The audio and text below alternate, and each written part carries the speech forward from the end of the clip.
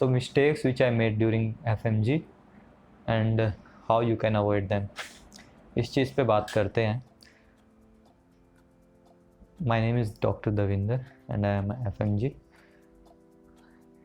तो मैंने जब स्टार्ट किया मैंने बहुत लेट स्टार्ट किया. पहली मिस्टेक मैंने यही कर दी थी कि बहुत बहुत ज़्यादा लेट सोचा मैंने एग्ज़ाम के बारे में.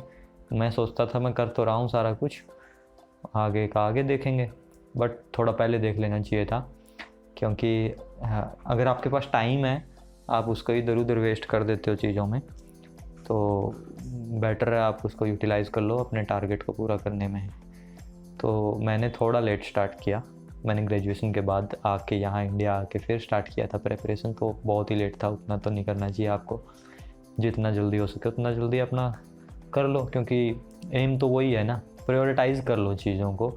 आपको पता होना चाहिए भी मेरे ये ड्रीम्स हैं, ये सपने हैं, ये एम्स हैं और मेरे को ये पूरे करने हैं. लिख लो उनको, सबसे इम्पोर्टेंट क्या है वो सबसे ऊपर, उसके बाद फिर उससे नीचे, क्योंकि आजकल तो एम्स भी अपने कई कई हो जाते हैं ना. तो उस हिसाब से आप सेट कर सकते हो भी मेरा ये एम है, ये तो करना ही करना ज़रूरी है, उसके बाद ये है, उसके बाद वो, उस हिसाब से प्रायोरिटाइज़ करके उन चीज़ों को करना शुरू कर दो, अपने आप चीज़ें होने लग जाएंगी. तो मैंने लेट स्टार्ट किया, आप मत लेट स्टार्ट करना. दूसरी चीज़, नॉट कंसिस्टेंट. मैं जब करता था, मतलब कभी भी अभी भी करता हूँ, तो पहले करता हूँ फिर थोड़े दिन नहीं करता, फिर करता हूँ थोड़े दिन नहीं करता. ऐसा नहीं करना चाहिए. करने लग ही गए तो लग जाओ, लगातार करते रहो. इवन जिस दिन करने का मन भी नहीं है तो उस दिन तो ज़रूर करो, क्योंकि जिस दिन मन होगा करने का उस दिन तो हम कर ही रहे हैं. तो ऐसे प्रोक्रेस्टिनेशन नहीं करनी है, कंसिस्टेंट रहना है. और जितना ज़्यादा कंसिस्टेंट रहोगे उतना फ़ायदा रहेगा, क्योंकि एक वो रिदम बन गया तो बढ़िया रहता है. जिस दिन क्रिएटिव क्राइसिस हो रहा है, जिस दिन नहीं कुछ दिमाग में जा रहा, उस दिन छुट्टी ले लो, अगले दिन फिर ट्राई कर लेना. कोशिश करना ज़रूरी है. आप एक बार किताब पेन उठा के पढ़ना बैठ गए ना, तो 1 घंटा 2 घंटा निकाल ही देते हो. अगर नहीं बैठे तो फिर कुछ भी नहीं होगा. तो इसलिए बैठ के ट्राई करो. मुश्किल तो होती हैं चीज़ें, पर हो जाती हैं. तीसरी मिस्टेक थी डबल माइंडेड. मेरे दिमाग में चीज़ें घूमने लगी थी फाइनल ईयर में भी. मैंने शायद कहीं गलत डिसीजन तो नहीं ले लिया मेडिकल स्कूल में आने का. तो फाइनल ईयर में तो ये बिल्कुल पीक पे थी. डबल थॉट मेरे को बहुत टाइम से आ जाते थे और उस टाइम ओवर थिंकिंग में बहुत ज़्यादा हो गया था. तो मैं सोचने लग गया था भी कुछ और करूँगा, मैं अपने आप को डिस्कवर करूँगा, मॉन्क बन जाऊँगा. ऐसे ऐसे ख्याल भी आते थे. तो उस टाइम ये चीज़ें अगर मैं अवॉइड कर पाता किसी तरह तो थोड़ा और टाइम बचा लेता. बट आप कर सकते हो तो कर लो. अगर बहुत जल्दी थॉट्स आ रहे हैं डबल माइंड वाले, कुछ और करने का मन कर रहा है, तो कुछ और पहले ही कर लो. इतना इन्वेस्टमेंट नहीं करना चाहिए, ना टाइम का ना पैसे का. टाइम का तो खास कर नहीं करना चाहिए. टाइम पैसे से भी ज़्यादा इम्पोर्टेंट होता है.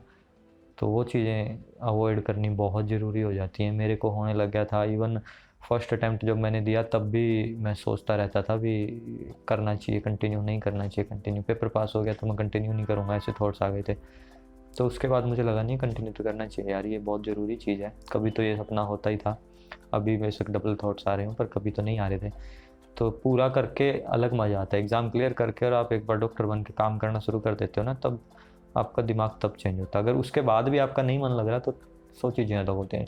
मेडिकल प्रोफेशन में बहुत सारे लोग हैं जो अपने प्रोफेशन से खुश नहीं हैं. रिलेट कर सकता हूँ मैं उन चीज़ों से. बट एक फाइनेंशियल फ्रीडम के लिए आपको एटलीस्ट अपने पैरों पे तो खड़ा होना पड़ेगा, मेरा ये मानना है. अगर आप कमा रहे हो, खा रहे हो, तो उसके बाद आप अपने और सपने भी अच्छे से पूरे कर सकते हो. और अगर बैकअप हैं तो फिर बातें अलग होती हैं, पर बैकअप नहीं होते हैं. इसीलिए कुछ बनना तो पहले बहुत ज़रूरी है. और अगर इस लाइन में आ गए हैं तो 6th ईयर में तो छोड़ने का नहीं सोचना चाहिए. इसीलिए ये वाली गलती अवॉइड करना, ये आखिरी में बताई मैंने, बट बहुत इम्पोर्टेंट है. ये जो चीज़ें आप कर सकते हैं अवॉइड. हाँ, एक चीज़ और आप अवॉइड करना, आप इधर उधर मत भागना. अभी 6 महीने यहाँ से पढ़ लिया, 6 महीने वहाँ से पढ़ लिया. एक किताब उठाई, स्टैंडर्ड बुक उठा लेना.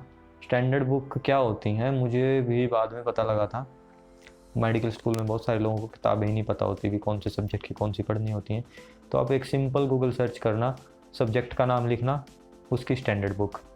और वो स्टैंडर्ड बुक होती हैं जो कि जिसको सब फॉलो करते हैं. उसमें जो चीज़ें होती हैं ना वर्ल्ड वाइड फॉलो होती हैं स्टैंडर्ड बुक्स की. इंडिया में स्टैंडर्ड बुक चलती हैं सारी, तो आप स्टैंडर्ड बुक देखोगे उसका ऑथर का नाम आ जाएगा, वो आ जाएगा, डाउनलोड कर लो, कहीं से ले आओ, उसमें से देखो। तो जो जितनी भी वैल्यूज़ होती हैं ना, बुक टू बुक कई बार वेरी कर जाती हैं चीज़ें, तो जो स्टैंडर्ड बुक में होती हैं वो फॉलो होती हैं हर जगह। कितने भी बड़े बड़े एग्ज़ाम होते हैं सारे, सब में स्टैंडर्ड बुक से ही होता है सारा कुछ फॉलो। तो वो करना बहुत ज़रूरी है, स्टैंडर्ड बुक उठाओ वहाँ से पढ़ो। तो अब कोई मेरे से पूछेगा इस सब्जेक्ट की कौन सी किताब पढ़ूँ, तो इससे बेटर है मुझसे ना पूछो, आप गूगल पे स्टैंडर्ड बुक लिखो और वो वाली किताब पढ़ लो। और उसके बाद आप नॉर्मल भी गूगल करोगे ना इस चीज़ की बुक्स, इस सब्जेक्ट की पॉपुलर बुक्स, पॉपुलर ऑथर, पाँच छः आ जाएंगे। तो वो सब अपने हिसाब से थोड़ी थोड़ी पढ़ के सारी देख लो। तो वो करते रहना इधर उधर से, और सिर्फ नोट्स के भरोसे मत बैठना कभी भी। नोट्स नोट्स होते हैं, किताबें किताबें होती हैं, किताबें ही पढ़ा करो बस। ये चीज़ें अवॉइड कर देना, मज़ा आ जाएगा। मिलते हैं अगली वीडियो में, बाय।